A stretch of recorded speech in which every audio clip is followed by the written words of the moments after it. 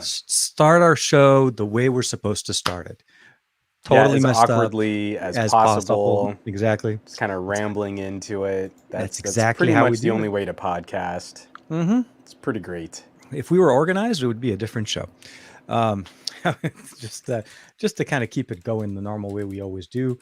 Hope you guys are doing well. Hope everybody's taking it as easy as possible on this beautiful Thursday evening, the 7th of October. Cannot believe it's already October. The 7th of October, 2021. It is. We are back here for another episode of the Best of Our Week with our friend, co-host Juan Carlos Bagnell, aka JC, and then how you doing, man? How's I first I'll have to say I'm noticing so the wiped cut. out. You got it. Look like you trimmed the beard a little bit. Yeah, I kind of took it all down, cleaned it up and stuff. I'm trying to like. Birdie. Well, and it's also when you've got like some medications that need to be rubbed into your scalp and stuff. Hair sucks. Dude, tell me about it. I'm doing all of that on my arms right now. It sucks royally. It's so gnarly. Getting old blows. But congratulations on episode 40. If we're gonna start saying old, okay, welcome to episode 40, and that's the way we're gonna do it. It was this entire week I've been working off this head cold, so I'm gonna try and minimize the amount of biology that gets picked up by this mic. Oh man, but dude, that mic was doing great doing your show. It was. Like, I had no idea you had the AC running. And was that the portable AC that you had on the side? Is that the one you're? Yeah, so I've got like a little fan vent, and then I also have this desktop fan, not desktop, floor tower fan.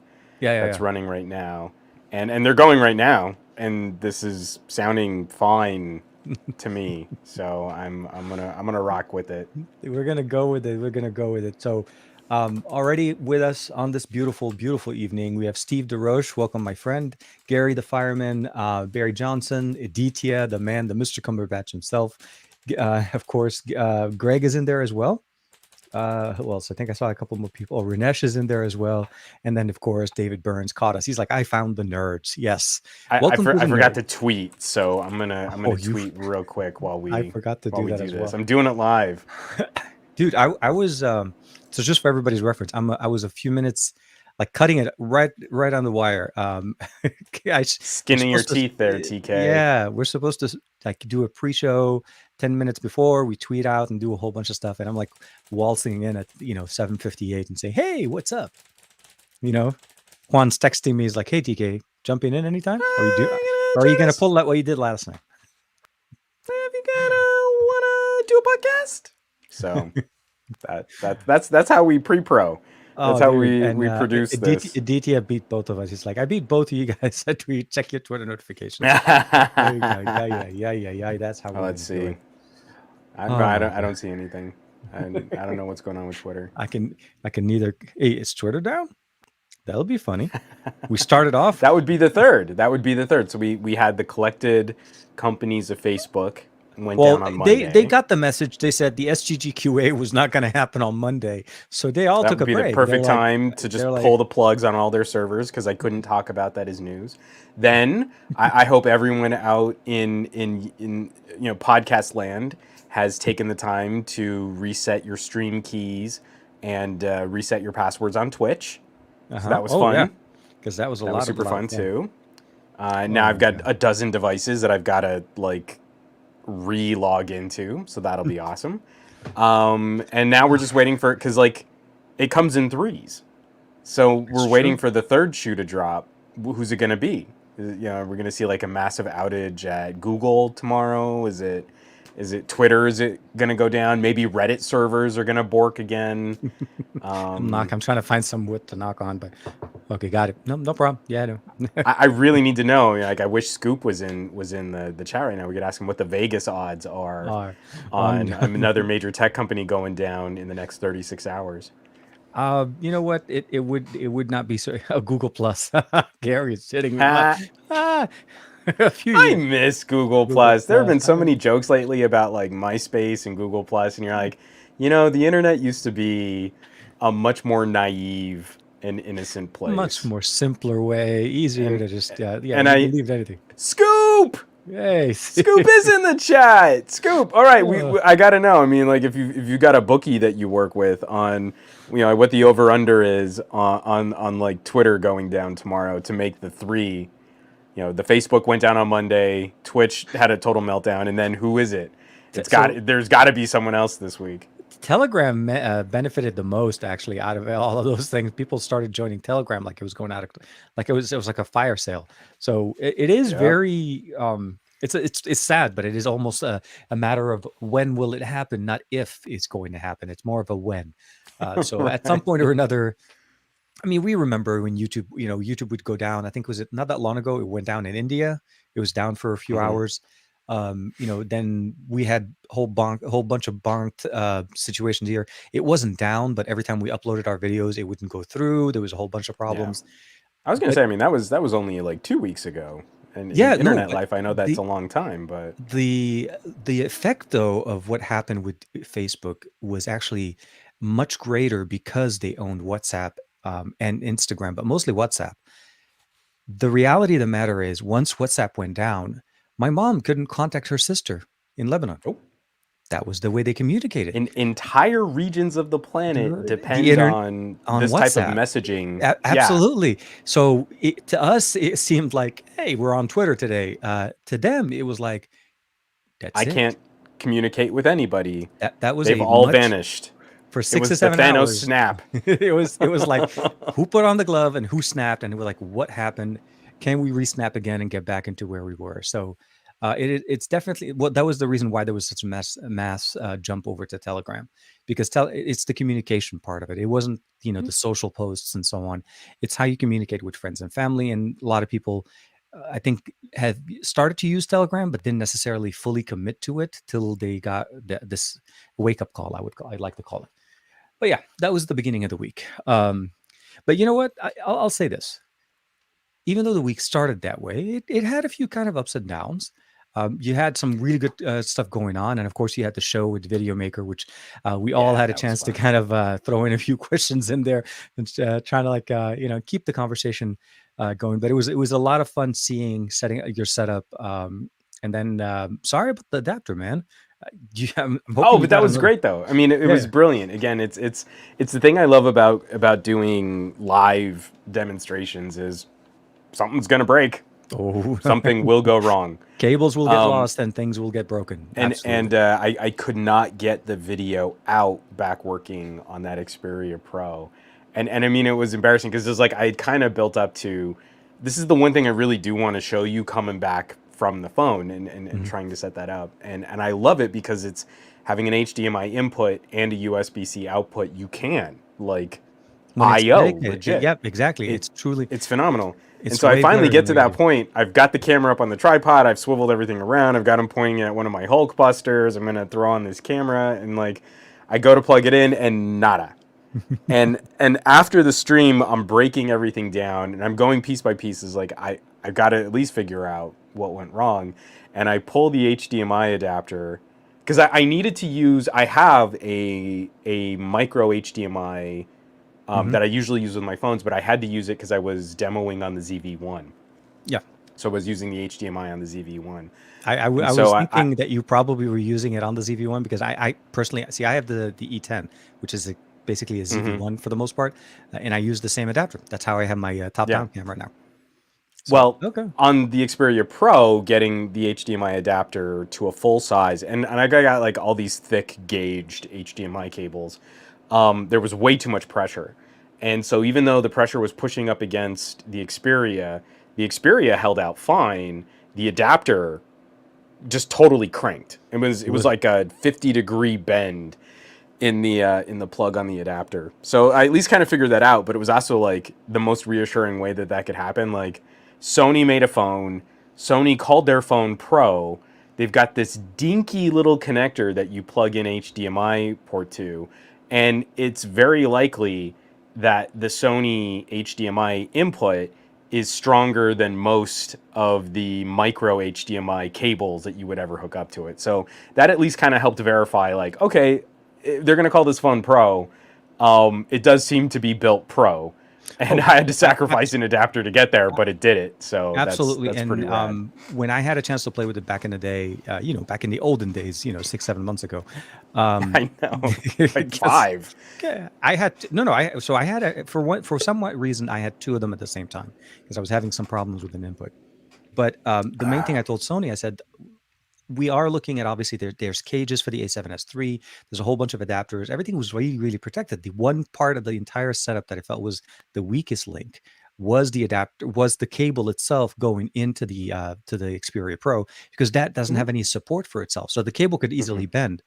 And I'm hoping at some point there's like a custom case, or maybe we can 3D print something that you're able to like what I'm saying is, like, it's a frame for Yeah. the Xperia Pro, and then you align it, and then that way the cable has a little bit more support at the Well, connector. I feel like this is a, if we want to use this as a transition, the Videomaker thing was phenomenal. I Mhm. absolutely love doing those kinds of workshops. I was high out of my gourd on Sudafed. So I know I was even more rambly and distracted than I usually am, and that's saying a lot. But as a transition, it's one of those things where I'm digging into the Vivo, so So the yeah, X70 Pro. Mhm. This is the Pro Plus, which is really wigging out NVIDIA broadcast. Like, woo, Oh, every time watch you it rubbed dance your around. eyes, NVIDIA broadcast shifts to the left. Wonk, wonk. Yeah, yeah. So here we've got all of these camera focused devices, and and I think this has still been a glaring omission from so many of these companies that with all of the focus on cameras, I want to see more accessories that help us utilize that kind of hardware. I'm so tired of only the iPhone ever gets a case that you can connect a lens to.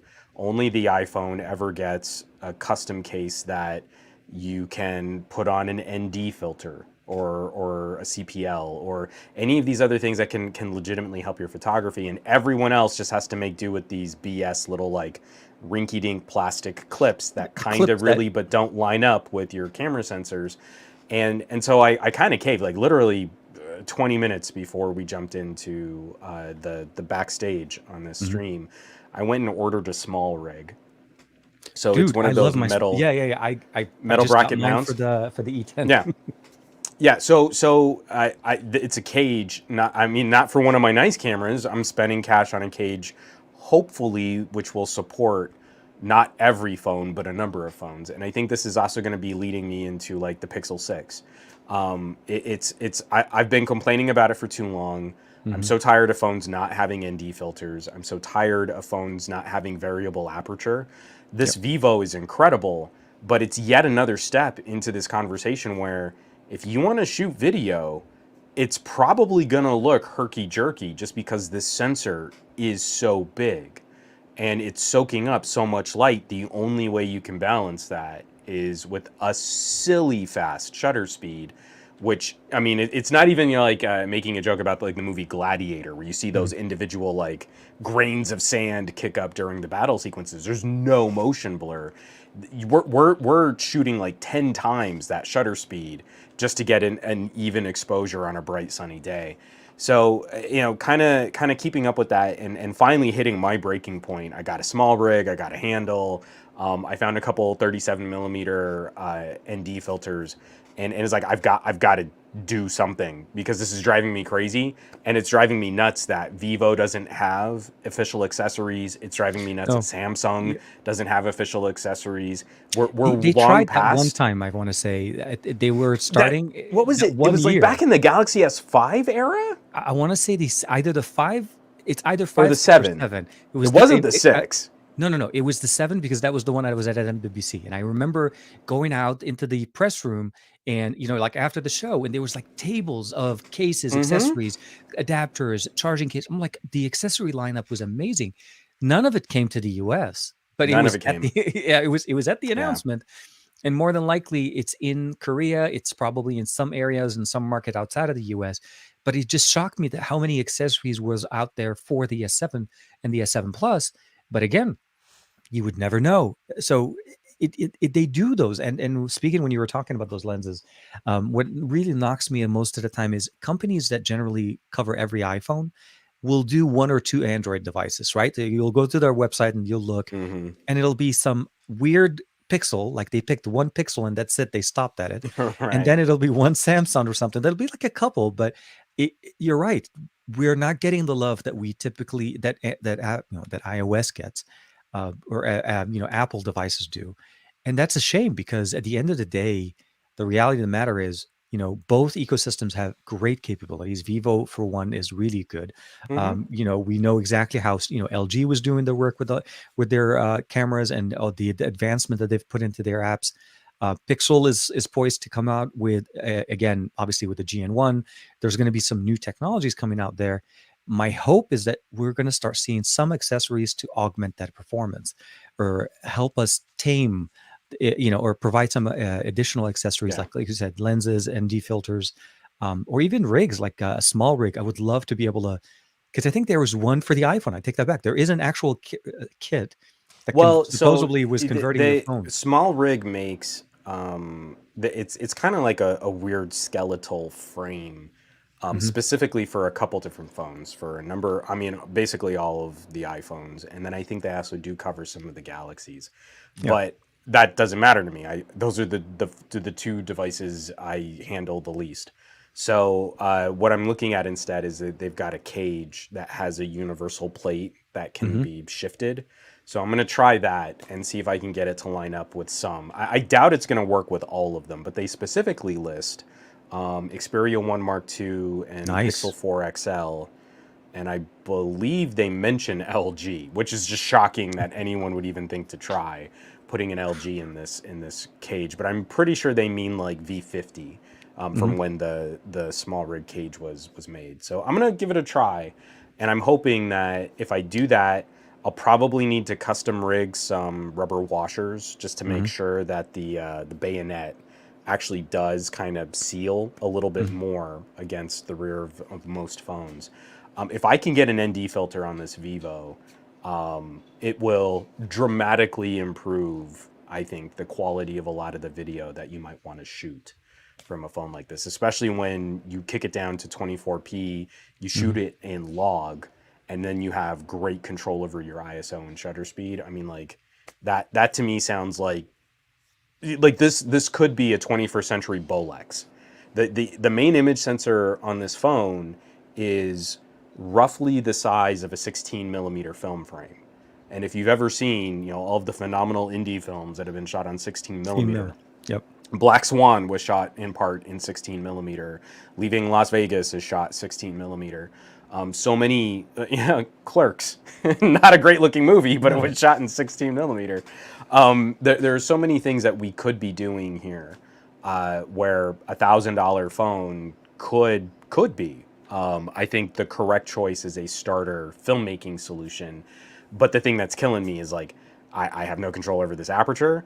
I don't have accessories that can give me any better control. Hmm. And if I can't make something work with some of these adjustable parts and pieces, then I mean, it kind of reinforces like, well, I guess you should only buy iPhones.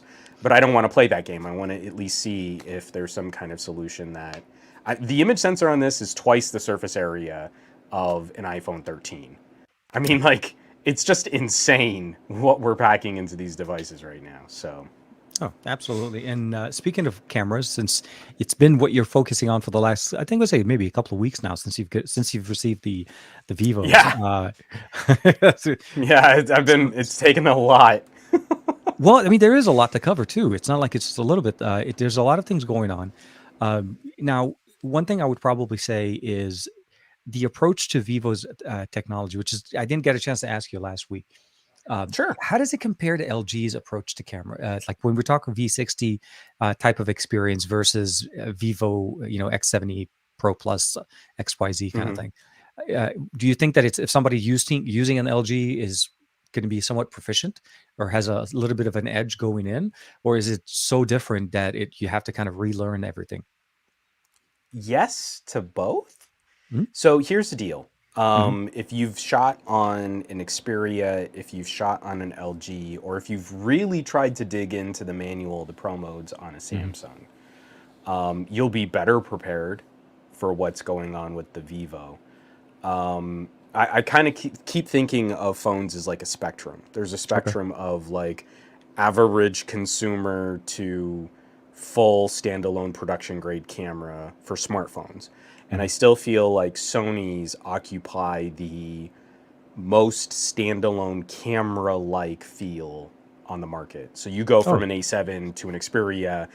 I mean, it's literally like a one to one. Your menus even look oh, similar I was when gonna you're say, going yeah, into the background Xperia, camera. yeah, they brought in the alpha team. It was not a So question. Yeah. at the pixel level where it just works and you push a shutter button and you get HDR vibrant colors, Samsung, I feel, is closer to that end of the spectrum. I feel what they're trying to accomplish is impressing people on social media, and there are some pro modes that you can get more use out of that camera, Hmm. but that doesn't, to me, it doesn't feel like Samsung's focus. Yeah. LG felt like you just tipped over to the manual modes being kind of the proper, correct way to use LG cameras, Hmm. and their auto HDR stuff always felt like a gen behind, like Samsung. Okay. And then in between LG and Sony, I got to slot the Vivo somewhere in there. Okay. I feel like Sony's, sort of pro camera apps are much more accessible and way less distracting. There's less stuff on your viewfinder. Hmm. Even though there's a bunch of things on the screen, when you're really looking at your composition window, it is so much more accessible. It is so stark. And the information is so camera-like that you can immediately get into composition. And I think Vivo is a lot more cluttered. There's so many things that you're interacting with and so many alternate modes to achieve things and so many background menus. But there's still ultimately, I think, a greater focus on giving the user exacting controls Hmm. versus like the least successful aspects of the phone. I think are like the full auto HDR. HDR AI stuff. Hmm. But I mean, like I think we kind of talked about this. For me to shoot one sample photo from one camera lens and get samples of a setup that occupy all of the different flavors of HDR and the two different flavors of RAW files, Hmm. I'm shooting 8 to 10 photos per camera sensor in every setup that I'm doing on this phone. And there are 4 functional camera sensors. So if I were literally trying to accomplish, like a true comparison of Zeiss color versus HDR versus Zeiss color and HDR off versus HDR on and Zeiss off versus Zeiss on and HDR off I versus like. super raw versus regular raw Hmm. and regular raw with Zeiss on and regular raw with Zeiss off, I got to do that 40 times. I gotta capture I'm just hoping you 40 find the recipe photos. at the end of this. Which one do you feel like would be the best you know kind of like combination of HDR, Zeiss color, AI mode, and all of Well, those things? but what I like, and this is why I'm always gonna be super pissy about other tech reviewers reviewing cameras, but then only shooting full out of the box auto settings. It's taken me over a week, but I'm starting to get a feel for, hey, if I want it to look like this and I'm in auto and I just tap this Zeiss button, I've got a reasonably good handle on, okay, I think it's going to do this with color. I think it's going to lean into this for processing. I think it's going to try and accomplish this with brightness. Hmm. And the more you shoot with it, the better you start predicting like how the phone is going to handle. So it's not just random farting unicorn puke, in all these different color modes. Like there's a lot of thought that goes into what Zeiss color is going to do versus pure regular HDR. And once you start anticipating that, like I feel Hmm. you really start getting a lot more out of this camera. And then you're just further rewarded when you start getting into like shooting raw. The Super RAW is very much like Apple Pro RAW, where it's a computational stack of Hmm. images that are then repackaged into a DNG. Philosophically, not a RAW file, because obviously some kind of manipulation has Mission's being happened done. to your image, but the dynamic range is incredible. I mean, like we might as well just consider DNG files like next gen TIFF files. Like there's just so much information for you to play with. And then you get into video, and I do feel like there are still some sticky bits in the software, especially with some of the some of the blocky H.264 Mm-hmm. compression, some of that codec compression. But then the HEVC is like surprisingly sharper and clearer. So, like you've got to take the time, you've got to invest the energy into kind of figuring out where the phone fits your workflow. But it is so adaptable that it's not like you have to fit into Apple's ecosystem to use an iPhone. The Vivo is a really steep learning curve, but it should fit your workflow and adapt to your workflow. I don't think as gracefully as the Sony, and Mm-hmm. I don't think it's as easy to use, especially for like vloggy stuff. Like when I would just take an LG, flip it around, shoot 4K video, talk right into the back of the camera, right into the back of the phone, not Mm-hmm. have to worry about composing my shot just because it was like so easy to get going on an LG. I don't think the Vivo is as seamless as either of those, but it does offer something incredibly unique. And Mm-hmm. then it's just the brute force approach of having a camera sensor that is now starting to rival film frame. I mean, that to me is just a mind, is such a satisfying combination, and it blows my mind Is it the on the same main regular what we're sensor able to on do. both the Pro and the Pro Plus? Is it No, or no? the Okay, the so it's Pro oh, that's uses right. You it. remember you said that, yeah. Yeah, so the Pro Is- uses, I forget what it is. I believe it's one of the larger Sony pixel binning sensors, but the Pro actually gimbal stabilizes the main sensor. The Mhm. Pro Plus gimbal stabilizes the ultra wide. And so that is also another one of I these feel like like it's a better choice permutational to yeah, differences. it's a better choice to stabilize the ultra wide, especially if Because you're it's trying to already shoot going to for look smoother anyway, because yeah, it's the field of view. Yeah. exactly. And you can always crop in from an ultra wide as opposed to where when you're in this. No, no, So I've been writing. I started writing on Tuesday.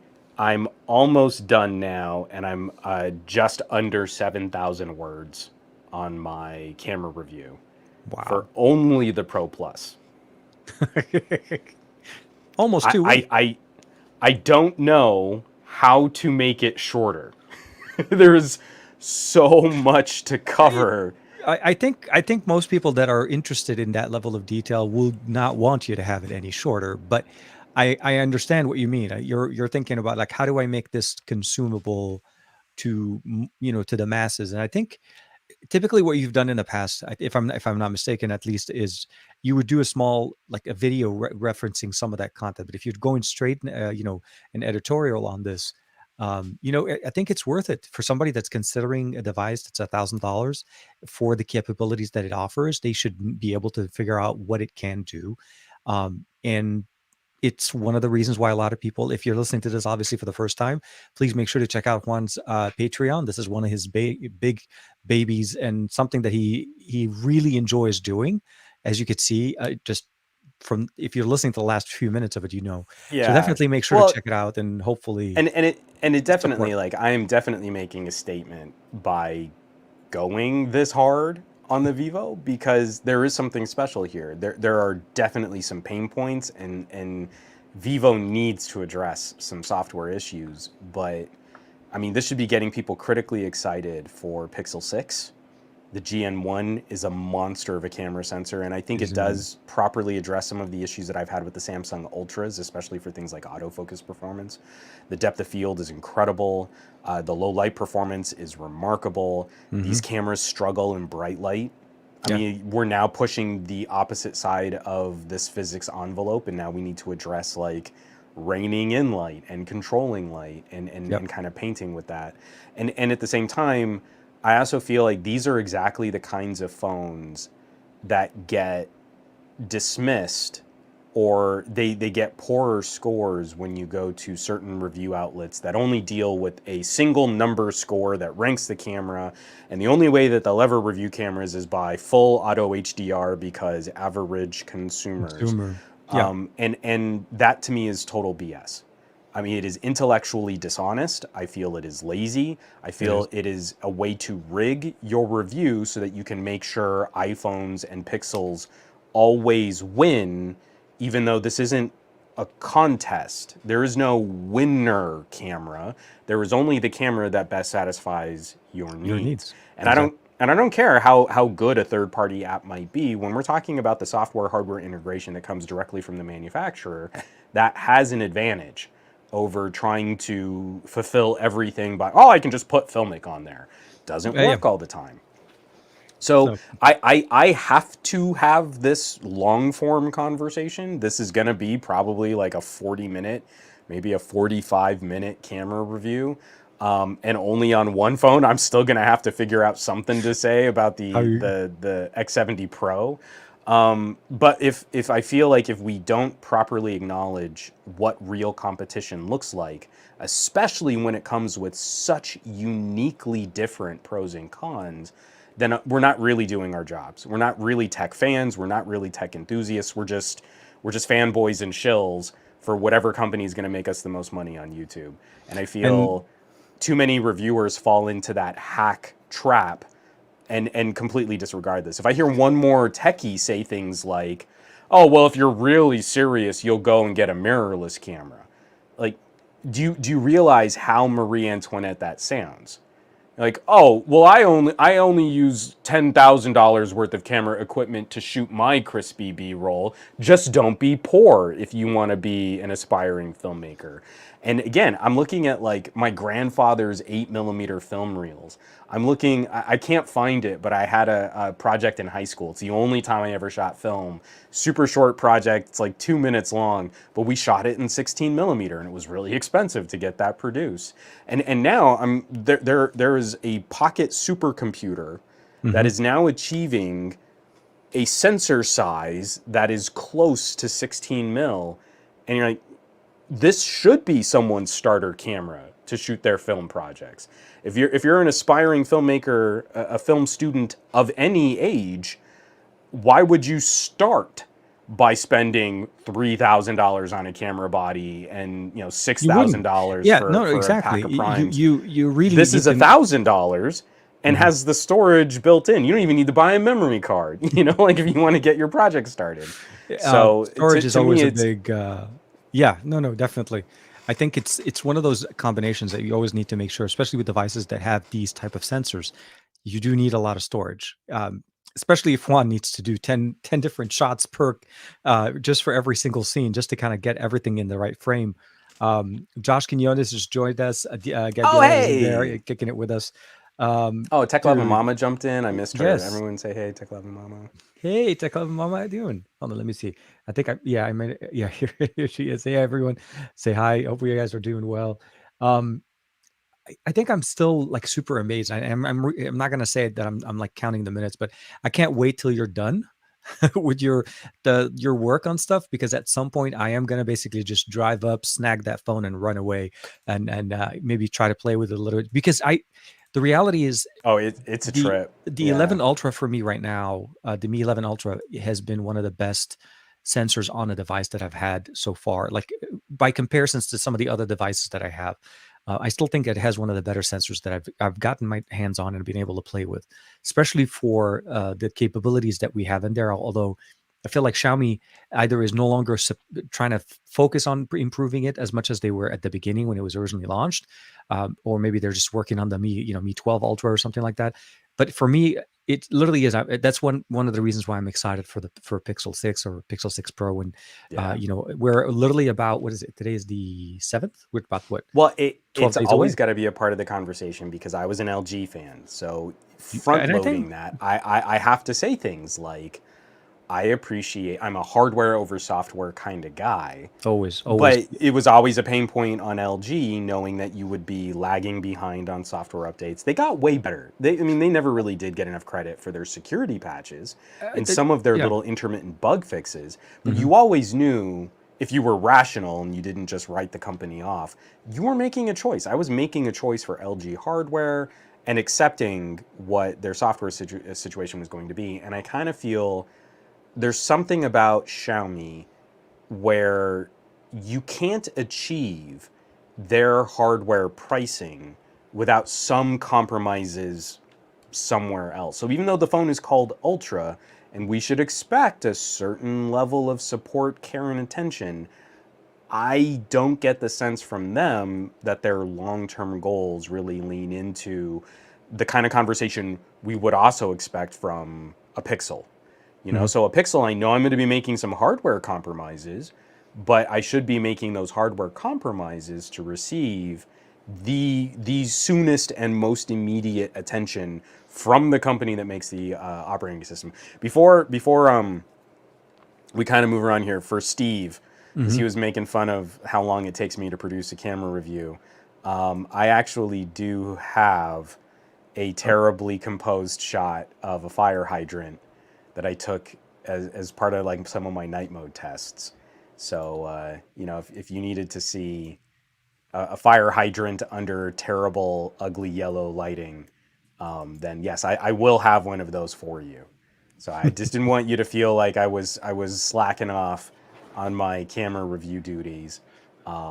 There will be bad fire hydrant shot. I know that is such a classic staple of smartphone camera reviews. Is you got to Hmm. take a terrible photo of some random inanimate object that you can see from your porch. So I wanted to make sure I was giving everybody the full YouTuber camera experience, and Always, and and, always. and there it is. Low light. So So that was from the V70. yeah, Not the that was the V70, Pro the Plus. X70, the Pro Plus. Actually, it wasn't too bad. The sharpness was actually pretty Yeah, it's good, pretty even good. though considering like some of the samples you use at the Videomaker when you were doing the video outdoors. um, I forgot what device. Oh no, no, you were.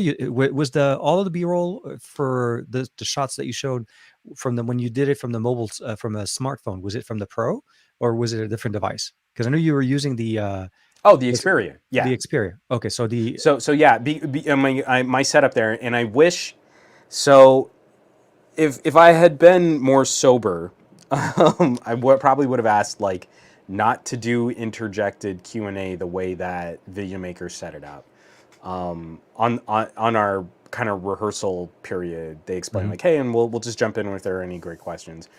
And really on the day I should have asked not to, just because I was a little too scattered, and it threw me off enough that I never got back to explaining things. But the setup that I used to capture those A/B shots, so I was shooting a smartphone selfie camera against a Sony A7 III, A7S III. So obviously, I'm pretty sure everyone in this chat can guess which camera would win in that showdown.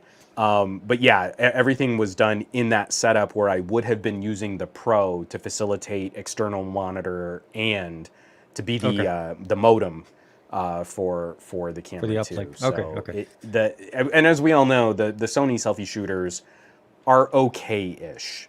They're not Okay-ish. terrible, I was gonna say but okay-ish at best, but yes. they're often not pointed to as being the best options, and especially on the Xperia Pro, the selfie camera is not the point of that phone. It So they definitely chose to keep the same sensor. I think it was a lot of people's hope is that the front-facing camera would get some love, but I think Sony's like, nah, we're gonna focus on what we do best, and we're gonna focus on the no, camera sensors in the back, and we're gonna give you two no, telephoto focal lengths. You know, why get one yes, from one sensor? So I'm totally with the philosophy of what Sony's trying to do. And I remember the first time you told me, you said, TK, your A7S III does not have a front facing camera. Does it have a front facing camera on the back? Do you have a camera pointed at you? No, it's the other camera. That's the one they care about. That's the one they want you to use. And I think that's one of the reasons why I asked that question, mostly because I know a lot of people like to vlog and they like to use the front facing camera for that experience. And it totally makes sense. But when you're trying to document, when you're trying to basically be the content creator, this is where devices like the X70 Pro Plus or the X70 or the hmm Xperia 1 Mark III, Mark II, 5 Mark II, 5 Mark III, yeah. I all mean, and I included. still have my one and my two like within arm's reach. My So Xperia 1 and 1 2 1 2. No. Um, I've given up. I call them. I just talk about them like Iron Man armors. yeah, my So Mark 1 and Mark 2. I got a Mark One. I've got a Mark Two. It's great. Dude, I'm sad because I had gone through this dance of like trying to order the Mark Three, and then speaking with Sony PR mhm. about maybe getting a loaner, and that was a thing. So I pushed pause on, and now it's just like this is getting silly. I should have just bought I it was gonna say, and then earlier on. Duo showed up, and then Fold showed up, but it's you know what? I'll say this: the Xperia 1 Mark III for me, which is the weirdest part. Although I love the cameras on it, I'm I could never get over that display. The display real is pretty. so it's like it's brilliant. It's amazing, great for gaming. Like they gave us gaming on a 4K panel, man. Sorry, I That just caught Gaboletta's comment though. But Juan, don't you know that it's okay to gloss over terrible selfie cameras if it's half-assed hidden on a foldy phone? I've heard it's not so hidden. It is many not hidden. of Don't let them I've heard tell you so that. many of our friends though that have done the well, you see it's different on a Samsung because reasons. And you're like, I guarantee you if this had been like some kind of LG project, you would be savaging that right now. There would be You 2 to would 3 not be paragraphs subtle, written over the camera. Yeah. and you would have videos with your head in your forehead in your hand talking about, oh, woe is this phone and how could anyone possibly buy it because average consumers and selfie cameras. And here it's like, well, but it's good that Samsung is innovating because you got to give it like 3 or 4 generations and people need to go out and buy and support it so that it will get better. And you're like, you Yep. could not Yep. be showing me that you are more manipulated by algorithms and ad revenue right now. Hey, do you want to see a really wacky photo of my eyeball from the Pro Plus? You know, if we're gonna do Squid Games, let's go full bore Squid Games. Yeah, let's go. Okay, hold on. Switching you back Gotta- into the right frame. So now we're playing Tetris as DTS. I'm calling this my Eon Flux photo here, and Oi! boom. Okay, Juan, I can tell you right now, you have some squiggly lines. You have audio.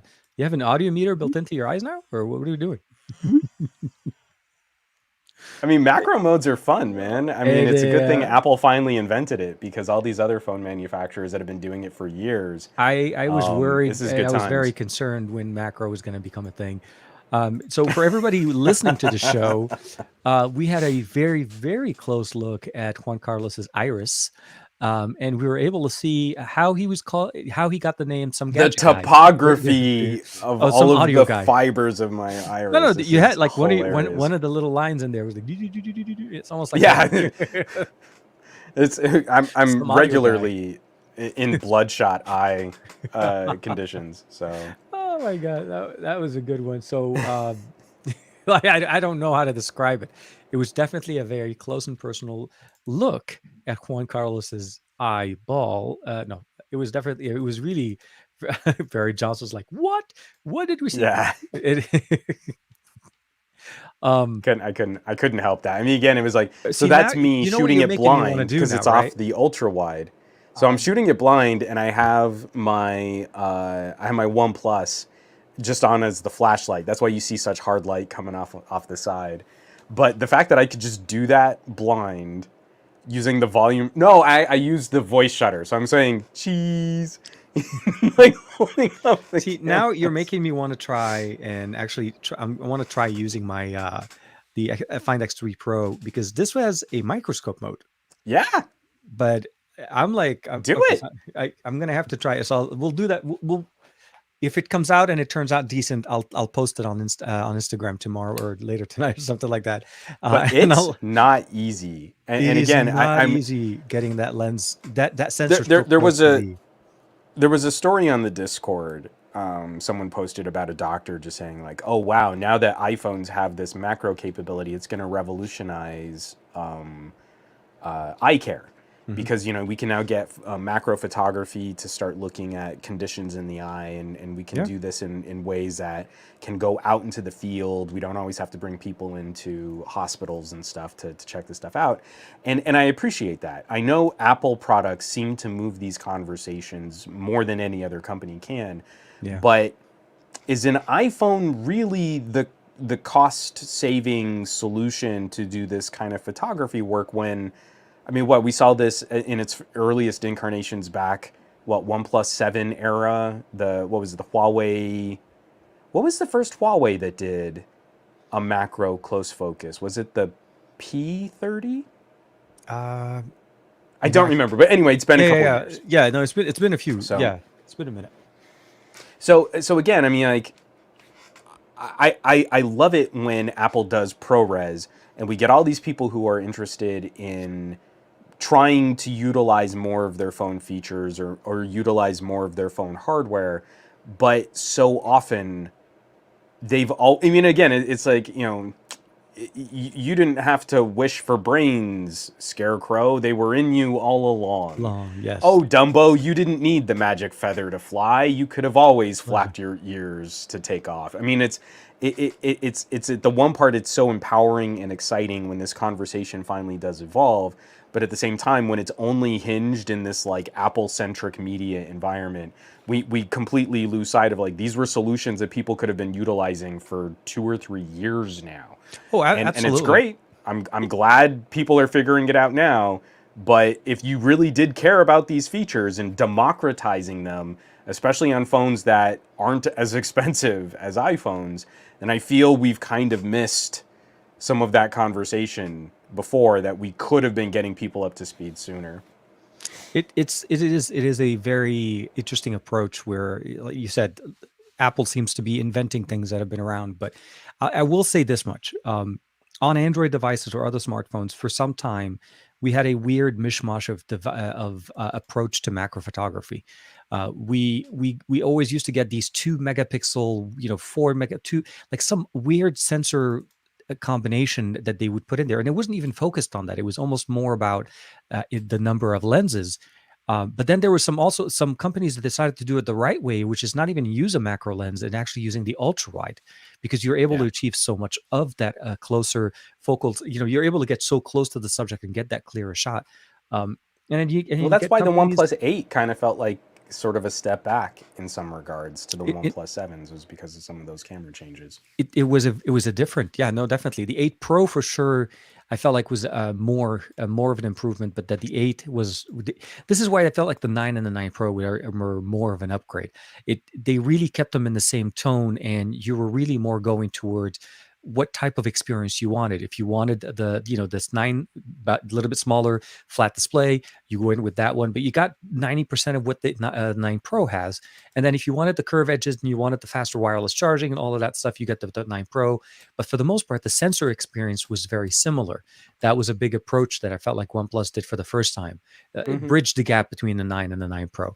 Um, there's So, a and lot of. especially if we're speaking about macro stuff, do you want to see like a practical example of the pixel binning crop zoom of the GN1 Mhm. versus a macro shot taken from the half-inch 48 megapixel shooter on the Pro Plus? Because I could probably do that Sure. too if you Why want to not? check it out. If we're gonna do Because show and this tell, to me let's do the whole show.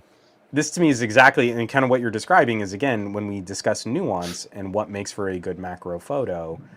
There are going to be pros and cons, and it's nice when you have options. So, like one option would be using an ultra wide, and I think, hey, you know what? That's a very practical way to Hmm. get a photo captured. I mean, you can see like I'm up close and personal on this tiny little red wildflower. You can see all of this little structure, all of the little pollen bits and pieces right in the middle. Like, I think that looks pretty cool. However, I do feel like the immediate background, because of the longer depth of field off of the sensor, could be a little distracting. So if I were to back up just a little bit and capture not the exact same field of view, Hmm. but a similar field of view from the GN1, you can see like I'm still getting a reasonable, like you can see Amount of I'm the detail, definitely yeah. losing just a touch of clarity, but ho dang, all of the background is gone. So You ultra you know, wide yeah. macro, GN1 macro, ultra wide macro, GN1 macro. So really, you kind of need until we have variable aperture. You kind of need the choice because there are going to be some times where you want that longer depth of field, but then there are going to be times where you want to hyper isolate your subject. And then, of course, one sensor is going to be better at picking up light. Another sensor is going to be better for clarity and focus and detail. I mean, you've got to be able to do both. And again, this is one of those things where these quad binning and these tetracell and nanocell 9 to Mhm. 1 pixel bins and 4 to 1 pixel bins can do some really interesting things with sort of re-subsampling all of that pixel data at a 2 times zoom.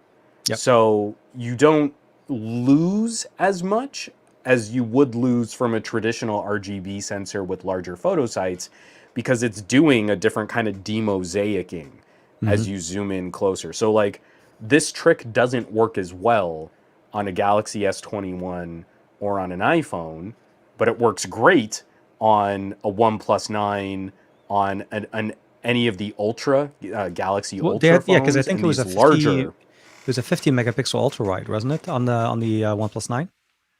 Didn't they go Well, with the highest so or the 40? Yeah. so yeah, I mean, but again, if you want to do macro from the ultra wide, OnePlus is the game to beat. The ultra wide on the OnePlus is just second to none. Hmm. But if you want the creamier, shallower depth of field, going over to that 48 megapixel main sensor and cropping into a 2x zoom Hmm. does something very similar to what the GN1 and what Oh, the, I okay. can't remember what sensors on the Ultra, but the nanocell Hmm. sensor on the S21 Ultra can do too. But again, that is a tier of photography above what traditional RGB sensors, the Sony, the Galaxy S21 and S21 Plus, the iPhone 12, iPhone 13, even the iPhone 13 Pro, because of those more traditional subpixel arrangements, don't do this trick as well when you try to crop in like that. Interesting. Well, I mean, so it depends on the experience that you get and the hardware that you have. So whichever device that you pick up, like you said, OnePlus for me, at least this year, have been heavily focused on camera experience. Hasselblad jumping into the mix. We're seeing them focusing on that experience, and not having a T series is also giving them more time to incorporate more features that they told us that were going to happen, that we were going to have at the launch event. So I'm excited to see more. But the main thing that I'm actually kind of focusing on is it's the ability of actually utilizing that tech, having all of these bells and whistles on a smartphone, like the X70, the Xperia, not the Xperia, like the Mi 11 Ultra or the Xperia Yeah. Mark III. Those are type of devices that you go into knowing what you're expecting to use them for. You don't buy a Lamborghini to drive to the grocery store and just justify the fact that that makes sense. You should Yeah. spend your money on what you need, and make sure you get the power and the horsepower and performance to that level. If you're looking just to browse and take images every once in a while, a Pixel could be more than functional. Pixel 5 is a very nice smartphone. I was hoping on Monday, or when they announced Android 12. By the way, that was the other thing on Monday that happened, which was the announcement of Android 12 released to AOSP, which I feel like got overshadowed by the fact it get Facebook and Twitter, not sorry, it's Facebook and WhatsApp and Instagram kind of went down at the same time as Google was announcing it. Um, it is definitely very interesting to see the type of tech that you have, but pick the device that fits your needs. If you're looking to experiment, if you're looking to get into a piece of tech or photography, you're trying to go beyond what a standard device, a smartphone can do, there are options. Sony, Vivo, and LG back in when LG was there. I mean, I definitely feel like your conversations and my conversations tried to keep up with that. And I think for a number of the people that are in our comments, I think they at least Oh, understand some of the perspective abs- that we're trying to share. I think what's frustrating is the job of reviewers is being diluted, diluted. And so it's very casually easy to say, just buy what you need. Just buy the thing that fits your needs. But when so much of the media and so much of the sort of on the ground organic mhm. conversation surrounding these products does such a poor job of representing what those products can do, how is the consumer supposed to know what Yeah. device really will fit their needs? And I think then that's where you get a lot of consumers that fall back on something familiar, but then they're less inclined to try something new, try something different. They're not Mhm. trying to expand their No. repertoire. They're likely receding. I mean, a lot of people are regressing on their smartphone use Mhm. in ways like trying to, pull themselves away from social media and from some of these more toxic elements of these conversations. And they're less inclined to take that Samsung that's already in their pocket and hook it up to a monitor and try out decks. We've so watered down tech commentary to this lowest knuckle dragging common denominator idea that I mean, again, I'm mixing my metaphors here, but to me, it's kind of like you would hate wearing clothes if all of your clothes were the wrong size for you. Absolutely. It's no surprise to me how many people seem vastly underwhelmed with their tech purchases because they're not buying the tech that really does fit what they need. So they'd be more excited about a device that does less if they saved a ton of cash. They'd be more excited about a device that does more if they were really looking to accomplish more from their phones. But we're not having those conversations in the tech sphere, and those conversations aren't percolating through sort of more mainstream media. Instead, it's what's already going to be popular. If we've got a franchise, you know, like a famous comic book, we can make a movie about that, but we're not going to go and take a risk on this new IP to shoot a movie about. Oh, well, if we're going to make a story about cell phones, we can make a story about the iPhone because we know there's already an entrenched readership or an entrenched viewership for that story. Yeah. And so there are so many people out there. I mean, again, some of the people in this crew right now are so much more familiar with like importing Xiaomi and Huawei than even I am. You know, like those types of conversations, they're tackling and handling those, and it's not enough to say, well, smaller review channels can do the long-term follow-ups, and the smaller review channels can talk about Motorola. We've got to start breaking through like this tech elitism, which is then only really being informed by what will make me the most money based on the YouTube algorithm. I'll hype beast for popularity, but I'll throw out the truisms. But you know, even if you don't like Samsung or Apple, you just buy what you like. You just settle for whatever garbage you want to use, and that's fine. It's fine if you want to use something lesser than Samsung and Apple. That's okay. But we know that they don't really mean it. We know that that's not really the crux of their conversation. We know that that's not really how they go about producing their content. They produce their content by what is the most popular, we'll act like that's the winner, and we'll act like everything less popular is lesser than. So it's an iPhone gets a 10, and a Samsung gets a 9, and everything else gets a score below, because those are the two communities of people that we need to keep happy. And as long as we keep the Sam Apple people feeding happy, back into the ecosystem, exactly. It's working the algorithm, and it is it's a very weird conversation. But speaking of feeding the algorithm a little bit, and speaking of Samsung and so on, I actually got a chance to play with, and not to kind of want to shift the conversation too heavily off of the cameras and so on, but more into audio a little bit. Got a chance to play. So I'll say this: I've used. Recently, I've had an opportunity, I'm very grateful for the opportunity to be able to play with some Qualcomm sound, Master and Dynamic earbuds that truly perform at the best that we can get from a wireless experience to date. But second to that, and mostly because the other one was just so hard to get, it's also expensive. Soundcore threw a curveball at me. They first, I mean, obviously we knew that the Liberty 2 Pros were great. This is basically 2020.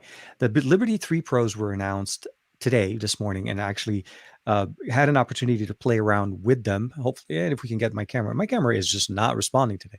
Sony is on. Okay, my camera's taking a nap.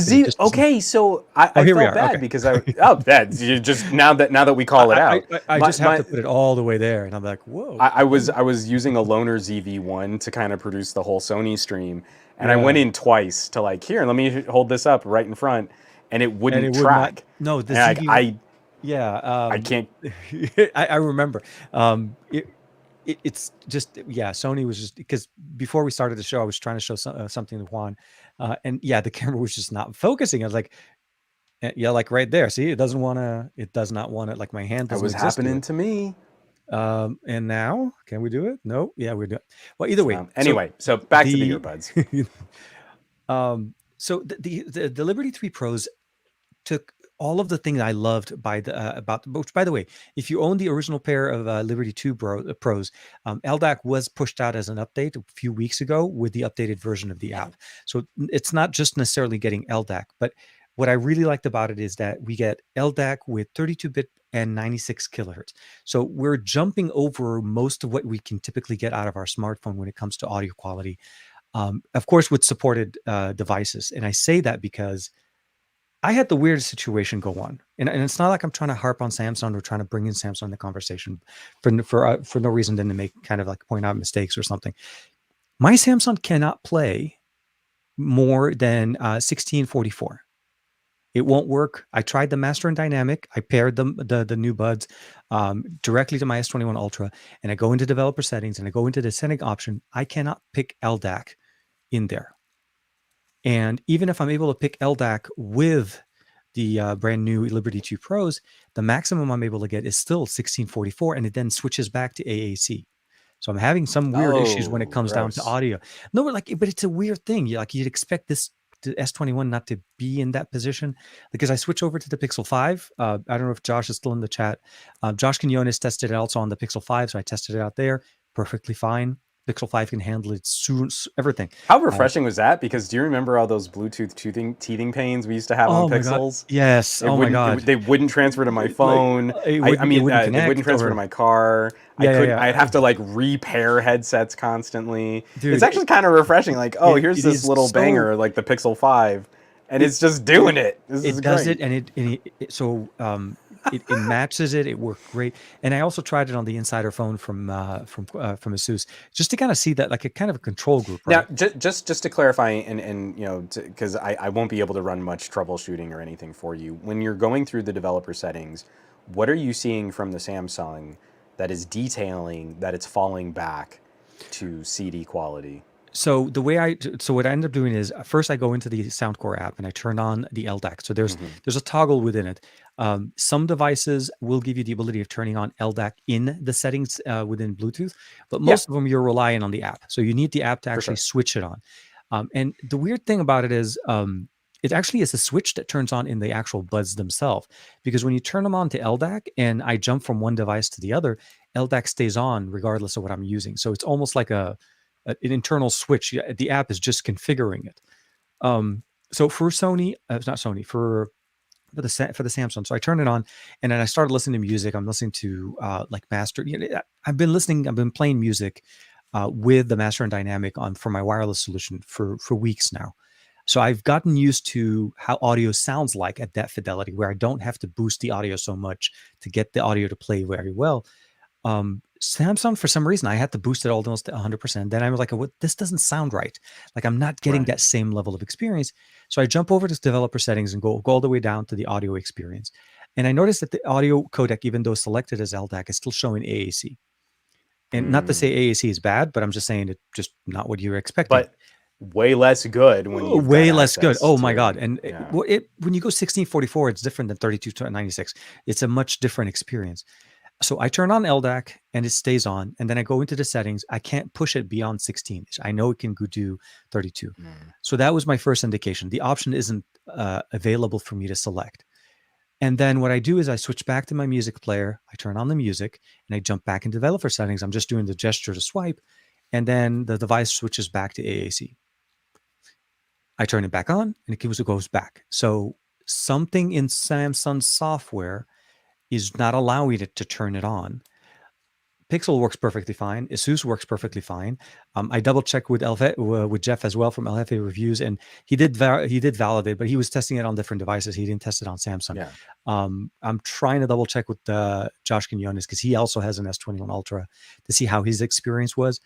But the short answer is, I was very surprised that Samsung couldn't handle it. Like, at that level of a simple, not allowing LDAC to turn on, not allowing. I mean, it works great with the Helm when I plug in the Helm bolt. Obviously, since the Right. processing is done externally, it can't do anything on it.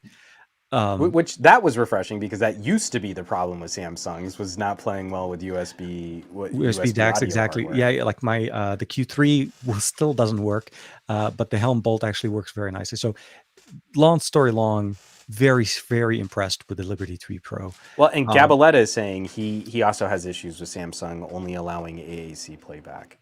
yeah, So there are which is options very. in the dev settings, but to me that speaks to Samsung likely trying to reinforce an ecosystem of products. Their earbuds Yeah, I was about to only say, support. I'm pretty sure the Samsung earbuds only support AAC, right? yeah. They don't. So At best, that's what it they do. would so Yeah. TK, it would be unseemly to have someone else's earbuds sound better than Then their there, earbuds. it So defaults back all to the system. earbuds They're all the same must level. stay at AAC. Well, I mean, but it just for me, it felt like I was so hopeful to be able, like, seriously, great battery life. The audio on Oh, we knew they were Soundcore. gonna be baller. I'm so happy they didn't. Like I've gone through like your video. I've been checking out a couple different play, but mostly I focused on you talking about them and Jeff. Excuse me. And really the anxiousness was like, what if Soundcore screwed something up? You know, like that's where we're at. The Liberty 2 Pro are so good. Yeah. Really, the only thing we would have to like talk about is either they exceed the Liberty 2 Pro or they made a tragic mistake.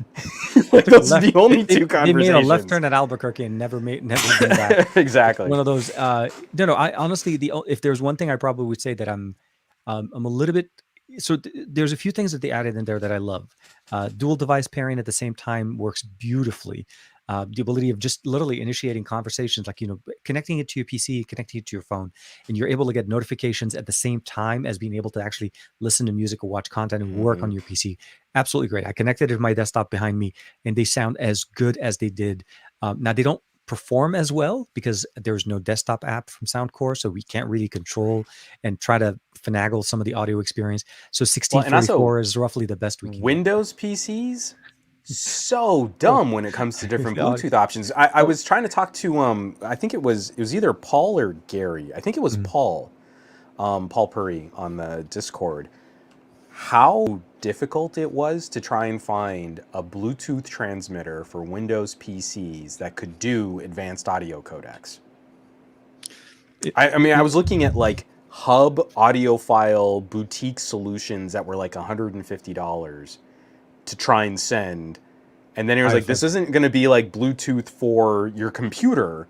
You would only be able to use this for audio. And you're like, this is mad. This is it so is. crazy, like how much more advanced our phones have gotten for this as a connection standard. And Windows is still like, It, like 10 years ago, it's kind of the same that we've always played with Windows is Bluetooth. very notorious when it comes to Bluetooth, and for me, it was more about just trying to see how the functionalities. What I loved about it is though the gestures that I were able to control on them work exactly they work on the PC on your smartphone. So double tapping the left takes skips skips to the next track. I double tapping on the right stops and pauses music. I can raise and lower the volume of the PC with my earbuds. I was like, Mm-hmm. to me, again, I was very surprised. But the thing that kind of threw me off, which I was hoping wasn't the case, though, is you can't do two device pairing with LDAC on because of the amount of the signal strength that they need to perform or send That transmit the makes amount of sense. data through, which makes perfect sense. And you do need to keep that in mind. So in the video, I make sure I said, look, you need to turn on the setting for what you're trying to do. If you're in multitasking and you're not necessarily sitting there and wanting to enjoy music, I feel like the non-LDAC option, which essentially is AAC, works best, and you're able to be more multitasking and very easy to jump between things. And I love the fact that we can actually control the devices based on the device list in the app. Like the earbuds remember, and they transfer that list from one device to the other. So there's a whole bunch of things. Either way, seriously, one of the best. Currently running for about 150 on special for the next couple of days till the 14th. So if you guys are looking into them, please don't skip. The threes are definitely a must, especially from an audio enthusiast, and the level of quality that you're able to get and ease of use. The app, ANC works great. And even pass-through mode has a specific beta version that does audio vocal amplification that allows us to actually listen to voice levels higher than the rest when you're talking and you're having the buds in. So I've been dancing around some of those ideas with hearables. So from the Olive Union and the new Yep. Heras, and genuinely, like, I'm shocked that we're only just now starting to play. So I mean, like, on the XM4s, Yeah. the cup one ear, and you can kind of get this audio pass through, and it does a there's pretty exactly. good job of. But Yep. that's more about just kind of ambient sound coming in. We already have all the mics. We already have all of this like acoustic Six modeling. We mics. already have. 6 mics. It's crazy. The amount of mics on this. So there really isn't anything stopping us except we just need to start incorporating this new generation of little mobile SoC that's going to go into these earbuds. The ability to process that stuff in real time and use noise reduction for noise that you're hearing in a way that's kind of similar to what we do like NVIDIA broadcast software or Oh yeah. any type of advanced noise reduction there is kind of incredible. No, I love it. I think Michael Peppertech is kind of pointing it out a little bit more too. Is Windows 11 made things even worse? We have to go into the advanced audio settings in the old control panel and enable higher quality audio for Dolby Atmos. No longer shown on the bottom right taskbar. That is just, oh, come on, Windows. I mean, And Windows 10 still kind of makes us do that dance between the new control settings and the old control panel. And Windows 11 is still it's like 4 generations of Windows in one. No, exactly. But you're still pulling old menus in there. You're like, really? That's the level? That's the UI you decided to skip updating. You like updated everything else, and that one tab like spin 2 generations. I see it all the time. I've been swamped getting back into like super in-depth nitty-gritty camera reviews and stuff. But I mean, like I've been playing. Vivo also sent their new like Vivo Buds. So I've been playing with these guys also, just as like the companions to the X70 Pro Plus. A little jealous about you guys rocking your Liberties. These are good, but I'm a little jealous. Honestly, I was Soundcore. I did not think Soundcore or I did not think Soundcore was going to be able to outperform the twos by so much. It's not just it's the options, the control level, the switching of the app, the up, like the tap control configuration. They went away from the buttons, which is arguably I'm a little bit halfway between button control and touch interface because I feel like the thing I liked more about tactile. the Liberty 2 buttons is that they weren't on buttons that you pushed in. Yeah, they were buttons that you pushed down. Exactly. And again, even when they did buttons with a consideration for your ear canal, unlike almost any other earbud maker at the time. And so now we're all like just doing like tap casing and stuff like that. Like now, no pair of earbuds has buttons on them anymore. But again, there's a difference between there's a couple. a company. I think this year, I want to say, oh my god, which one is it? Amazfit, the Amazfit Buds Pro. I haven't tried those. And and it's not one of the pair they of did them on the models actual. I also had. Yeah, but they didn't do it on the top, which is different. They did it on the actual stem. There's like a little clicker on the side. That's what the Vivos do. Yeah. The Vivos have like a stroke where it's like you kind of I don't know gently go around. No, on like the stem part, you kind of like slide up and down the stem, and you're like, I don't know how I don't know that this is the interaction I want to have with my earbuds. I'd like to see that happen when you're running, but yeah, no. But again, I feel that there's a difference between a company that makes all kinds of lifestyle electronics and they also make some earbuds versus a company like Soundcore or any of these like sort of more boutique, like why I still love my One Mores, why I still rock my Mi Audio. These companies that are a little bit more focused on just a consumer audio experience. And it's those little considerations.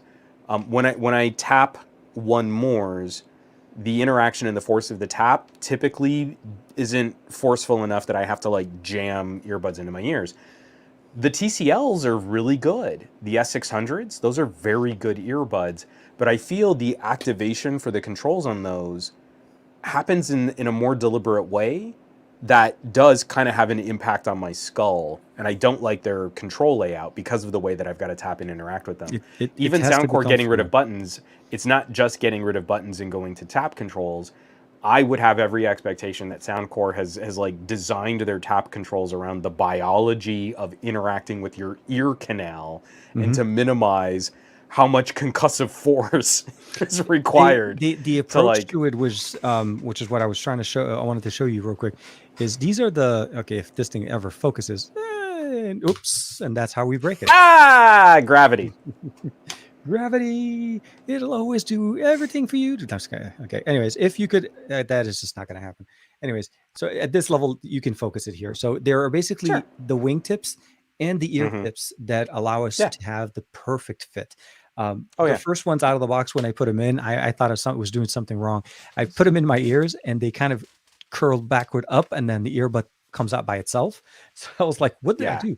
But then when you get the right fit, the touch sensitivity are actually very minimal. You do not have to like, you're not tapping your, you literally just do like this, very gentle, and it gives you the audio Yeah. This response. this this was the best showdown of was like 2019, where Hmm. the The Liberty Liberty to 2s and the one more ANC, have the and they extra, were yeah. the main ones that had like these adjustable wing loops. Um, I want to say And I love the ones also on the Pixel Bud, not the Pixel Buds, the not the wireless ones, the one that came with the rope between. Remember, they used to have that little rope yeah, that I goes just in didn't like between. that open ear Oh, vent. no, no, You know, so like absolutely, yeah. you could get them to seat really well for Mhm. open ear earbuds. But I mean, but again, yeah, I'm with you. It's Like the tech, yeah. I those wasn't types really of, thought, yeah, yeah. because also on the current Pixel Buds, they've got that little nubbin arm I think that's a that good move, yeah. really does push up against the bowl of your ear in a satisfying way.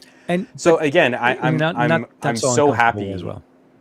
I'm so happy that you've been rocking with them, because they were such a the second generation were such a pleasant surprise.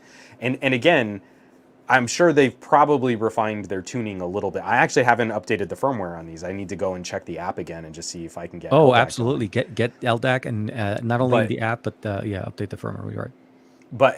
I gotta say, I mean, they're still my top pick for people that really want some skull rumblers. Hmm. Because the I thought, one more was really rich and colorful, and then I got the Liberties, and they just rock low frequency. They're just It's like still, yeah, really it's trying very much to there. just Exactly. punch you in the gonads with as much bass as earbuds can generate. I And I tried to go actually a have to little. like tune and back them off, Yeah, yeah, yeah. because You there's have just to so much low end. definitely do the tuning, the Hear ID and the EQ settings, so that you're able to get a little bit more about somewhat of a little bit more balance of an experience. It's still going to be bass heavy. It's not a question. It's Yeah. just the way Soundcore does it. That's why but I titled it's my but it's video. so satisfying, because it's not, again, I don't like bass that rolls over mids. Like, I need articulation Yeah, on distortion and on guitars, but there is something really satisfying about how fat that bass is without it just being this kind of farting cloud all exactly. over the rest of the EQ spectrum. Before my voice totally fails, I do. there Oh, yeah, that's was right. Yeah, we are another going to run. Yeah. audio announcement today Oh, that I thought you would probably. I mean, again, this isn't like earth-shattering news, but in the world of audio, this is a brand that both of us are pretty big fans of. Did you catch the announcement on Bear Dynamic? no. Wait, what? Okay. Bear Dynamic is coming out with a new closed back 700 series headphone. Dude, okay. I got hold on. Let me bring it up real quick. I totally So missed it. I've got their. This Oh, you isn't have a the great base? way to look at it, but if you wanna pop my screen. Yeah, let's do this. Wait, hold on. How do we do So they're this? coming out with two different microphones, and then they're coming out with a DT 700 Pro X and a DT 900 Pro X. And so there's a closed back and an open back, but they've got a broadcast mic, Mic a up. large diaphragm condenser mic, Yeah, and wireless, then wide buds. these are the 700 Pros. So Oh it's a my refresh God. on the 770s. I Mm-hmm. believe the only variant that they're coming out with is kind of low impedance. I want to say it's a 50 ohm Oh, headphone. maybe they'll release a Excuse me. higher one later. Interesting. I don't Why would know, they? but this is what they're launching with. Oh man. And yeah, it just looks like kind of a change up, but definitely of the 48 ohms. There it is, which are Like with that 48 guy's ohms. picture wearing them looks very similar to the way the one I have on. Yeah, you could definitely see the design, and it looks like it's a detachable cable. That's one of the big improvements, is they finally have a mini connector that plugs in. I like So it. That's kind of a Dude, huge upgrade for a pair of headphones that have existed for like 20 ever. years Yeah, I completely was gonna say unchanged. the DT770s have been out for so long. So I just thought you get a kick out of that because we both Yeah, have 770s. I definitely want to check that out. The DT700, the 700 Pro X features. Does it mention when it's available, or did it just the announcement today? I don't know. Not yet. I'll have to look. Um, I'll have to look. Bear Dynamic DT77, the C700 Pro X. Okay, yeah, no, I gotta check it out, dude. What happened because is I there was a what is it called? So there was a little bit of a mix up between myself and the PR folks over at for Soundcore. I thought mhm. the email to me was specifically saying something to the effect of announcements today, videos go out tomorrow. And I think at the time it was something to do with the availability on Amazon because they were primarily listing it on Amazon. And apparently the hardware showed up ahead of time, which is why you saw most videos drop today. So I kind of reached back up and I was like, is there a waved released kind of thing? Am I on wave 2 or whatever? And they're like, no, so just availability of hardware, please, you can post your video. But I didn't shoot the video for today. I actually, my understanding was going to be for tomorrow. So I had another video that was supposed to go up today on the S Pen Pro. But Mhm. anyways, so I was a little bit late and I missed literally the half of the internet, but between me shooting the video, editing it, posting it, and of course day job stuff in between everything kind of going up. But speaking of pens, you got a chance to play with a pen this week. I mean, obviously not this one. That is similar to the That way was the best segue ever. That I was I right on point. I it's loved it. all there, works perfectly great. But no, seriously, your pen shows up again. Your accessory seems to always show up way ahead of your hardware. I love it. That's how Yeah, Microsoft does it. I think last year we had the what's it called, the adapter, the audio the adapter. audio adapter this year. Okay, so from this far, roughly they look very. Oh no, wait, they look a little bit different. The tip is different, but definitely look very Yeah, similar. finer point tip, and then the Hmm. new one has the button on the Nice. side versus the button on the edge. Yeah. So I played with the one on So your right last time when you let me borrow the yes, Duo. So so definitely I know do how it have feels. the new Slim Pen. Um, I don't have a Duo 2 to use it on, but I did have to shoot a little short just because I was so happy that they're using the exact same Techno. So it's a Wacom whatever you call digitizer digital. Okay. tech. So there are going to be a bunch of advanced features that are supported on the Slim Pen 2 that won't be supported on the Slim Pen 1, especially the haptics and stuff. Like Mhm. I'm probably not even going to be able to play with that on a Duo 2. But I was happy to see that the Slim Pen 2 is backwards compatible with the Mhm. Duo 1. And I just feel like that's probably a lesson that some other nameless company who makes, different generations of pencil like styluses, they could probably figure some of this stuff out. I mean, if they just wanted to copy Microsoft, they'd probably be a lot more successful with like, I feel like backwards not to compatibility. take too much of away from Microsoft and so on. I truly feel like Samsung is confused in what the S Pen needs to be or what the S Pen is.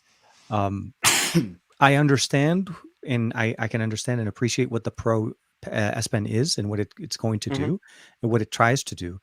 Um, but I feel like it's a tough choice. It's a tough choice for somebody that's buying a device that wants to get a S Pen as like an S21 Ultra or let's say the Note 20 Ultra, Note 20, and then or even the Galaxy Fold. They do sell S Pens that work for them and they do the job. This Hmm. is the first time where we have an S Pen that actually mimics a note functionality on a smartphone. This is the biggest difference in this. That it actually performs as if it's what I mean by this is basically the magic effects. Zooming in, scribbling to take a Yeah. screenshot, switching lenses, switching between apps, and so on. All of those work, and they work perfectly fine, and it works on the Fold. But it's $100 that you'd have to think about on top of buying the phone, or the Fold Yeah. that's already at 1,200, Well, I mean, 1,800. same with the Slim Pen too, and Microsoft is not giving us as many fun things to do with the stylus as Samsung is. I mean, like, I feel like Samsung's problem is kind of old school Samsung, where it's Hmm. an everything in the kitchen sink approach to what could a stylus be, and so they start incorporating, wireless data connections, and they start incorporating different types of pressure and tilt sensitivity. Then they've got to redesign some of that stuff because they're going to start interacting with a really fragile plastic screen. I Mhm. can kind of forgive Samsung, and it felt like such poison in my mouth saying that I could kind of forgive Samsung on that. But I have a much harder time with Apple and the Pencil, not because they went from a generation 1 to a generation 2. It's that they're still putting out new products today that only support the older generation Pencil.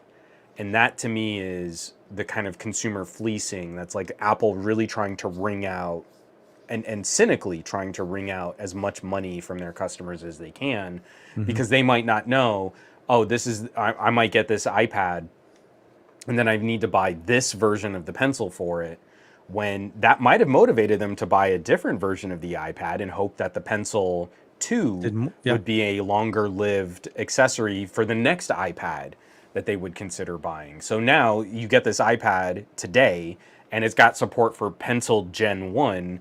And now Apple knows no matter what you do, if you like the Pencil, the next iPad you buy, you're also going to need to buy The Pencil. another Yeah. Pencil because it doesn't support the older stuff. And that's the kind of stuff that really pisses me off. I mean, it's not only bad design, but it also feels kind of consumer exploitive. Absolutely. I think one of the biggest things we also can attribute to that is the Lightning port. It is absolutely not in any way, shape, or For sure. form needed. USB Nope. 2.0 speeds on a. It is a scourge. It is absolutely. They're holding it down. They're holding it very hard. And I mean, at some point, I think they're already going to have to change USB-C because of the EU. But I'm hoping that it ends up becoming USB-C across, not just say, well, only the iPhones we sell in Europe will have USB-C and everywhere else we're going to stick to Lightning. No, in fact, TK, I feel like the Apple move is to make sure that, because I don't believe gadget manufacturers have to act on that for the next 2 years. Yeah. And so that's plenty of time for Apple. When we're talking about To invent USB-C on an iPhone? No. Completely sidestepping USB-C and going to the portless, completely sealed up iPhone.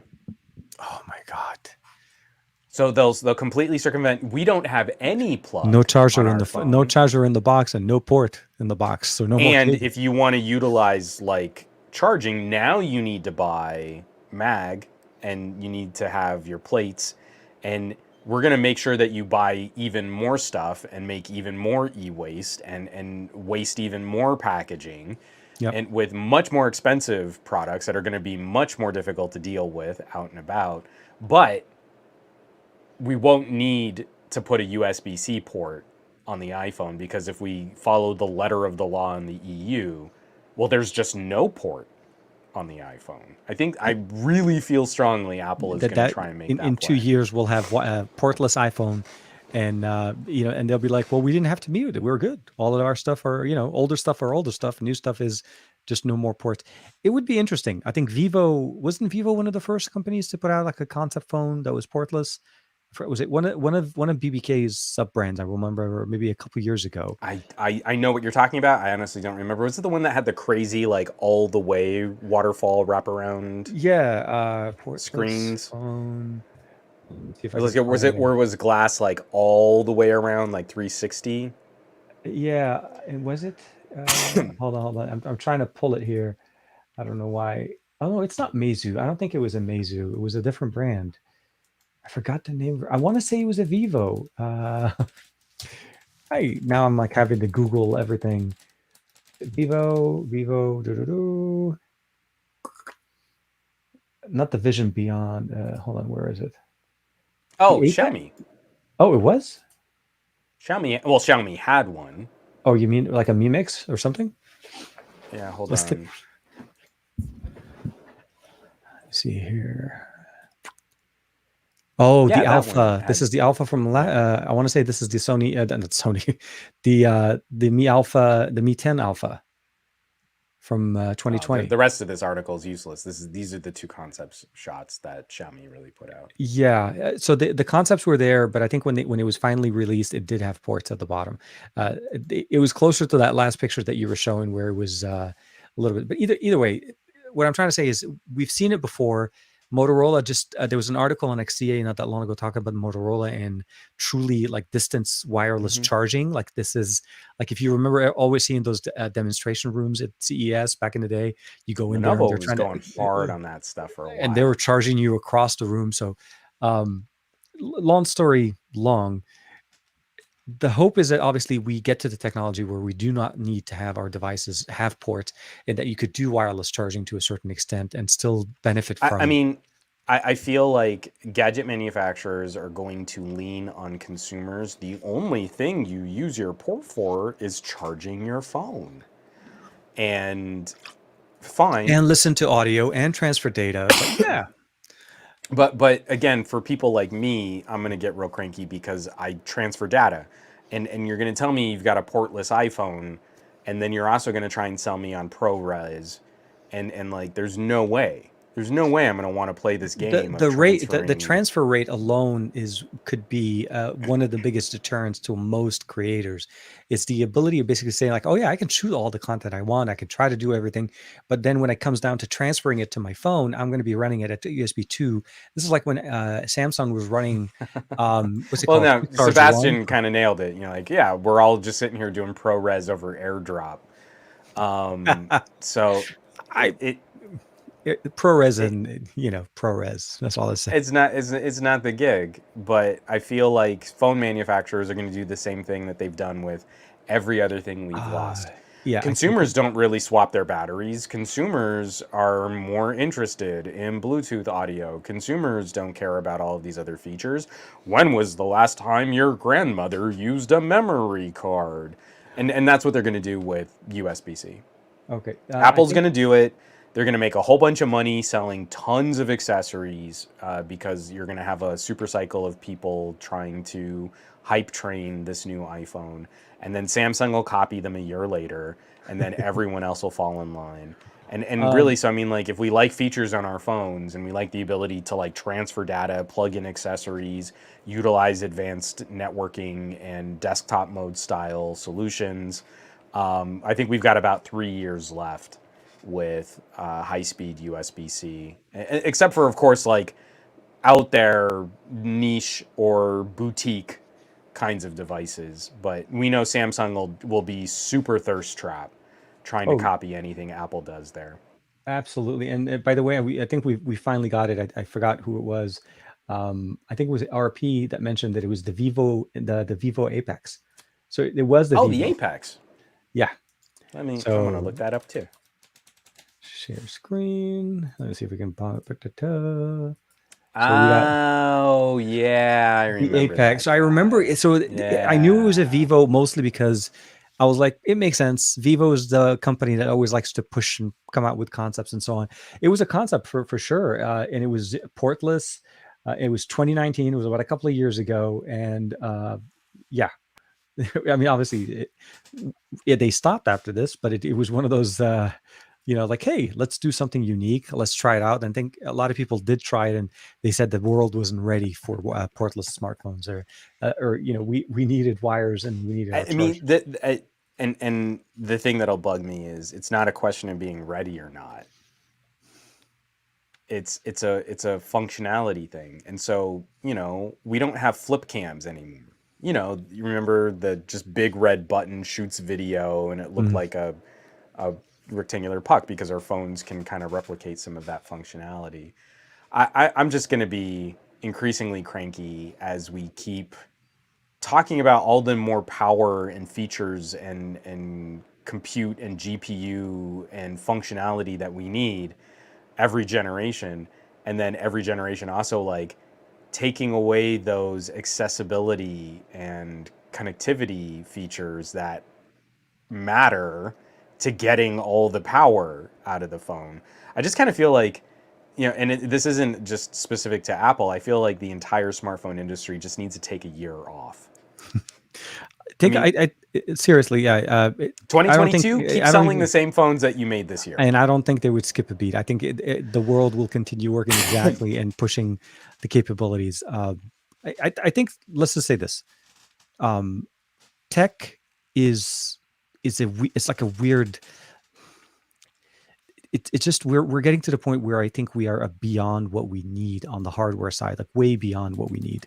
I'm not going to argue the fact that there are some benefits. There'll be some minute improvements here and there, but at the end of the day, I think the 870 or the 865 plus could have easily carried us through 2020, 2021 Hmm. without even missing anything. Nothing wrong with For sure. the triple ISP so on, but I feel like we're still seeing 870s.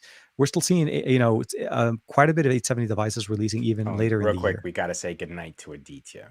Oh, So, dude, good night. Hope you have a well, I great guess night, not man. goodnight to him. It's Oh, goodnight for us. He's getting started with his day. oh, that's right. But it is also, Yeah. I So was anyway, about to say, roughly around the time where we were also we should start kind of wrapping up as well.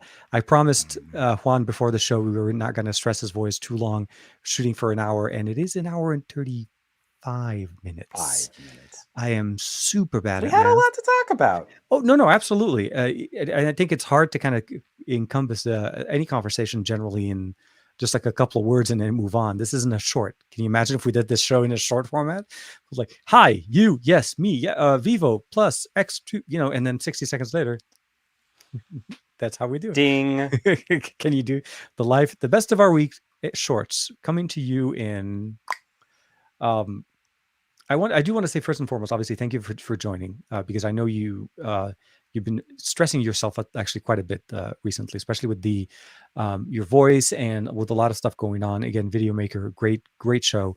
I know from That your was a end, it lot of felt fun. like a little may have been like you felt like sort of the medications were maybe kicking a little bit more. Honestly, it was engaging on our side. It was great to see, and even when things didn't go as planned, as live stuff typically does, kind of do, bounce back was really nice, and honestly it was a nice angle to see the gadget lab. Really, like I don't think you've shot video in that angle before, showcasing that level, and we get to see a lot of the background, with the bookshelf and stuff. So I enjoyed it. I know Aditya and everybody was with us as well, hanging out there, and I think was Gabriela in there, threw in a question. I think that the host was having a little bit of a hard time, but either way, um I think it's a good time for us to kind of like bring it in. We had a lot of good stuff going on this week, and I'm hoping next week we'll have even more cool things to push out. I am going to be pushing out a video on the S Pen Plus, the S Pen Pro from Samsung, Hmm. but I'm going to try to focus a little bit more about how does this actually work with every device that Samsung makes that is support an S Pen, because I think a lot of people think of it as purely as a fold accessory. It's intended to be a pro. It's a pro, and a pro should be able to do more than a standard S Pen. So we'll be putting that to the test in the video. Um, for you, are you pushing out any more videos this week, or are you focusing on just Um, working on the camera setup or the I camera I review? knocked out a little short that's going to be going up tomorrow, just Hmm. so that I could focus more on. And tomorrow I'm going to try and get the camera review recorded, which means Nice. I'll probably be editing through Tuesday to put that much video together. And then immediately after that, I also need to finish the audio deep dive, talking about the speaker performance and the headphone performance, and then also the earbuds that come with With the it. X70s. So those are going to be two monster videos for me to put together. And the full version of the camera deep dive and the full version of the audio deep dive are going to be Patreon exclusives. And then I'm As going it to try should. and do the cut down of just the conclusions, Mm-hmm. the camera conclusion for broadcast on YouTube. So the I, public version of that will be much shorter, but we'll still have kind of the nuts and bolts of my findings. If you want to see all of the granular photo samples and video samples and the different modes and some of the comparisons, that's going to be a Patreon exclusive. and as it should be, the amount of work put in there, I think you definitely want to do that, and I think it's nice. People will enjoy it, and also I think typically your Patreon only content is also the 4K quality, right? Or don't you do Yeah. like 1080 for YouTube and 4K for Patreon? So it'll also be that's what you want, Hmm. obviously, the higher quality for those images, and so on. Okay, so it's a very good. I'm working on a video for Monday that I can't talk about yet, but I'll be spending most of the rest of the week doing that. So tomorrow's video for the S Pen, it'll be going out on both the English and the Arabic channel. I feel like the Arabic community may also want to learn about it. And then I think Monday's video is going to be interesting for a lot of people. So with that being said, and then 2 weeks, and we're gonna be neck deep in Pixel. Man, I can't wait. The 19th can't come here soon enough. So yeah, I'm really stoked. That's the date I'm setting myself up for. October 19th has never looked this good, leading into what I would leave, at least for me, like with Halloween and the fall and image. Photography is going to be like, especially seasonal photography. This is going to be the time to start looking at things like that. So I do want to say thank you very much for everybody hanging out with us in the chat. Steve, Michael, Sebastian, of course, Gabrieletta in there, Aditya, RP, Doodlezinos, Infopinion. I keep saying that wrong. And then, of course, Luca, RP, I think Gary the Fireman, I think I will say Luca again, Aditya. I think I got everybody. Oh, and then, of course, Greg as well. Be good to yourself, stay well, and hope you guys enjoyed the show. We'll be back obviously next week for another episode of Best of Our Week. Don't forget to catch myself on Saturday morning with Tech on Saturday. And of course, the SGGQA will be back on Monday morning, hopefully with Juan Carlos, yourself, Mr. Batman himself, for another show. Take care, everybody. We'll see you next week. Bye-bye for now. Bam.